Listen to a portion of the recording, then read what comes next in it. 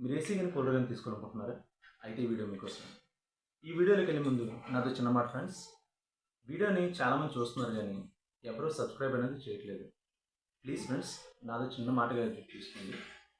వీడియోని చూసి ఒక సబ్స్క్రిప్షన్ చేశారంటే మీరు చేసే సబ్స్క్రిప్షన్ వల్ల నాకు ఇంకా ఎన్నో వీడియోస్ చేయాలన్న చిన్న మోటివేషన్ కలుగుతుంది. ప్లీజ్ ప్లీజ్ నన్ను ఎంకరేజ్ చేయండి. అలాగే ఆ సబ్స్క్రిప్షన్ పక్కన ఉన్న గంట సింబల్ మాత్రం ప్రెస్ చేయడం అస్సలు మర్చిపోతుంది ఫ్రెండ్స్. ఇలా చేయడం వల్ల నేను చేసే ప్రతి వీడియో మీకు నోటిఫికేషన్ ద్వారా అందుతుంది. ప్లీజ్ నన్ను ఎలా సపోర్ట్ చేయండి. ఇంక ముందుగా వీడియోలో ఫస్ట్ టాపిక్ వచ్చేసరికి బడ్జెట్ని. ఏసీకి కూలర్కి మధ్య బడ్జెట్ అనేది చాలా వేరియేషన్ ఉంటుంది. మీరు సపోజ్ ఏసీ అంటే ఎయిర్ కండిషనింగ్ అంటారంటే ఈ ఎయిర్ కండిషన్ని ఒకవేళ ఎవరైనా పర్చేస్ చేయాలి అదే తీసుకోవాలి అని అనుకుంటున్నారంటే మీరు 30,000 నుంచి ఒక 40,000-45,000 వరకు పెట్టాల్సి ఉంటుంది. అది స్టార్ రేటింగ్ బట్టి రేట్ ఉంటుందండి. అలాగే కూలర్లోకి వచ్చేసరికి మీకు అనేది మ్యాక్సిమం ఒక 5,000 నుంచి స్టార్ట్ అవుతుందండి. మీరు ఆ బడ్జెట్ అనేది పెంచుకునే కొద్ది మీకు 20,000-25,000 వరకు కూడా మీకు కూలర్లు అనేవి లభిస్తుంది.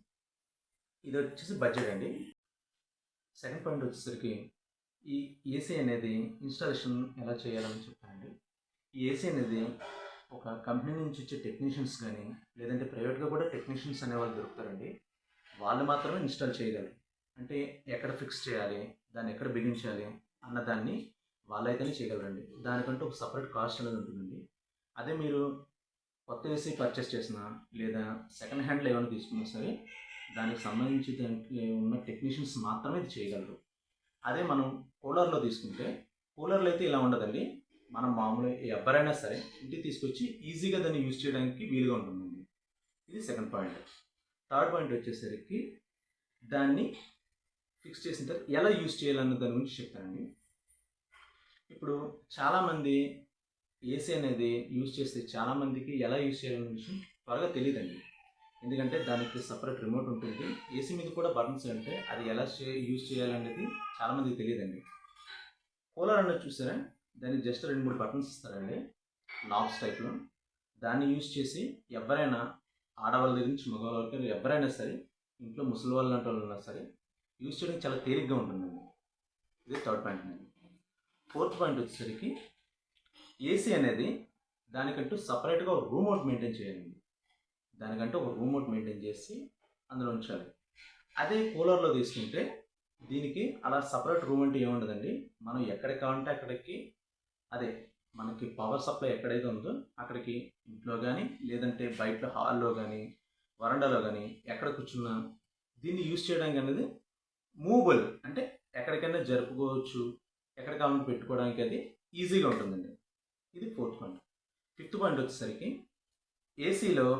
ఏసీని యూజ్ చేయాలనుకుంటే దానికి సపరేట్ రూమ్ కావాలని చెప్పాను కదండి. ఆ రూమ్తో పాటు దానికంటూ కొన్ని ఎక్విప్మెంట్స్ పెట్టాలండి. అంటే ఒక సీలింగ్ అనేది కానీ లేదా పుట్టి పెయింట్స్ అనేవి కూడా ఉంటాయండి. పుట్టి అనేది కూడా పెట్టాలి. ఎందుకంటే రూమ్ని చల్లగా ఉంచి రూమ్లో ఉన్న కూలింగ్ని బయటకు వెళ్లకుండా చేస్తుందండి. ఈ పుట్టి అనేవి కానీ సీలింగ్ అనేవి కానీ ఇవి ఖచ్చితంగా వాటి ముందు తీరాలండి. లేదంటే గోడలు మామూలు ఉండే గోడలు అనేవి ఈ ఏసీ తాలూకా కూలింగ్ అంతటిని అదే చెమ్మగా ఉండే తత్వాన్ని అంతటిని పీల్చేసుకుంటాయండి. పీల్చుకోవడం వల్ల ఏంటంటే మనకి రూమ్ అనేది త్వరగా చల్లబడే అవకాశం ఉండదండి. ఇది వచ్చేసి అదొక పాయింట్. అదే కూలర్లు అనుకోండి, దీన్ని ఎక్కడైనా యూజ్ చేయొచ్చండి. ఇది మనకి దానికి వెంటిలేషన్ బయటకి ఫ్రీగా వెళ్తుంది అనుకోండి. కూలర్ నుంచి వచ్చే వేడి రూమ్లో ఉన్న వేడిని అంతటిని అది బయటకు పంపించగలిగితే అది మనం ఎక్కడ కావాలంటే అక్కడ యూజ్ చేసుకోవచ్చండి. ఇదో పాయింట్. నెక్స్ట్ పాయింట్ వచ్చేసరికి కరెంట్ బిల్ అండి. కరెంట్ బిల్ వచ్చేసరికి ఏసీ అనేది కొంచెం కరెంట్ని ఎక్కువ అబ్జర్వ్ చేస్తుంది, అంటే ఎక్కువగా తీసుకుంటుందండి. అది అందరికీ తెలిసిన విషయం అయి ఉండొచ్చు, కానీ నేను ఒక మాటగా చెప్తున్నాను. అందువల్ల చాలామంది ఏసీ పెట్టుకోవాలి అనేసరికి 1-10 సార్లు ఆలోచిస్తూ ఉంటారు. ఈ మిడిల్ క్లాస్ వాళ్ళని ఎవరైనా సరే పెట్టించాలనుకుంటే 1-10 సార్లు ఆలోచించాల్సి ఉంటుంది. అదే కూలర్ వచ్చేసరికి కొంచెం ఎక్కువగా కాకపోయినా ఏసీతో పోల్చుకుంటే చాలా తక్కువగా వస్తుందండి. ఇదో పాయింట్. కానీ ఏసీకి కూలర్కి మధ్య మెయిన్ వేరియేషన్ చెప్పుకుంటే ఏసీ అనేది కూలింగ్ అనేది ఎక్కువగా ఉంటుందండి. కూలర్లో అలా ఉండదు. ఏదో జస్ట్ ఎండ నుంచి మరీ తప్పించుకోవడానికి అన్నట్టుగా కొద్దిగా కూలింగ్ ఉంటుందండి. అదే కూలర్ అయితే ఇలా ఉంటుందండి. అలాగే ఇంకో పాయింట్ తీసుకుంటే ఏసీ అనేది కొంచెం మెయింటెనెన్స్ ఎక్కువగానే అవుతుందండి. అంటే లైక్ డస్ట్ అది ఏమైనా పట్టినా, ఏమైనా చేయాలన్నా ప్రతిదానికి టెక్నీషియన్ పిలిపించి చేయించాల్సిన అవసరం ఉంటుందండి. ఎందుకంటే అందరికీ ఇది తెలిసి చేసుకోవచ్చు. దీన్ని ఏమైనా చిన్న ప్రాబ్లమ్స్ ఏమైనా వస్తే మనం రెక్టిఫై చేసుకోవచ్చు. మనమే రిపేర్ చేసుకోగలం అని ఉండదండి. ప్రతిదానికి కూడా ఒక ఆథరైజ్డ్ టెక్నీషియన్ కానీ లేదంటే ప్రైవేట్గా దొరుకుతుంటారండి. వాళ్ళైనా టెక్నీషియన్స్ అనేవాళ్ళు వచ్చి దానికి సంబంధించిన ఏమైనా చేయగలరండి. మనకి అదే కూలర్లు అనుకోండి, పెద్దగా ఇలాంటివి మెయింటెనెన్స్ అంటూ పెద్దగా ఏముండదండి. ఇదో పాయింట్గా తీసుకోవచ్చు. తర్వాత కూలర్ వచ్చేసరికి వాటర్తో పనిచేస్తుందండి. ఈ ఏసీ అనేది గ్యాస్, దానికి ఒక గ్యాస్ ఉంటుందండి. ఆ గ్యాస్ని ఫిల్ చేస్తే ఆ గ్యాస్ ద్వారా కూలింగ్ అనేది సప్లై చేస్తుందండి. ఇది ఒక పాయింట్ అండి. తర్వాత వచ్చేసరికి ఏసీకి స్టెబిలైజర్ కంపల్సరీగా ఉండాలండి. ఎందుకంటే కరెంట్ అనేది ఫ్లక్చువేట్ అయ్యే అవకాశం ఉంటుందండి. అప్పుడప్పుడు ఎక్కువ రావచ్చు, అప్పుడప్పుడు లో కరెంట్ రావచ్చు. దానివల్ల ఏంటంటే ఇది ఒక పాయింట్గా తీసుకోవచ్చండి. దానికి ఇది ఒక అవకాశం ఉంటుంది. కూలర్లో అయితే బాధ ఉండదండి. నార్మల్గా మనం ఫ్యాన్లు అవి ఎలా యూజ్ చేస్తామో అలా యూజ్ చేసుకున్నా సరిపోతుంది.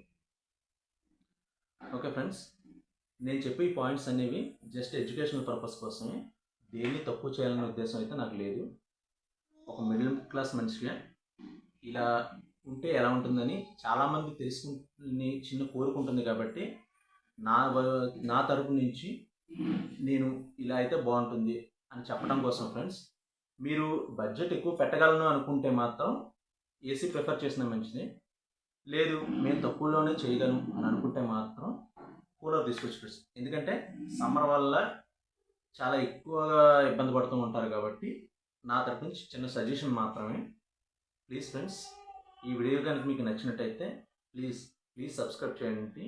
పక్కన ఉన్న గంట సింబల్ మాత్రం తప్పకుండా ప్రెస్ చేయండి. ఎందుకంటే ఇలాంటి వీడియోస్ ఎన్నో చేసి నాకు ఇంకా ఎంకరేజ్మెంట్ ఇస్తారని కోరుకుంటున్నాను. ప్లీజ్ ఫ్రెండ్స్, ప్లీజ్ నన్ను ఎంకరేజ్ చేయండి. Thank you friends.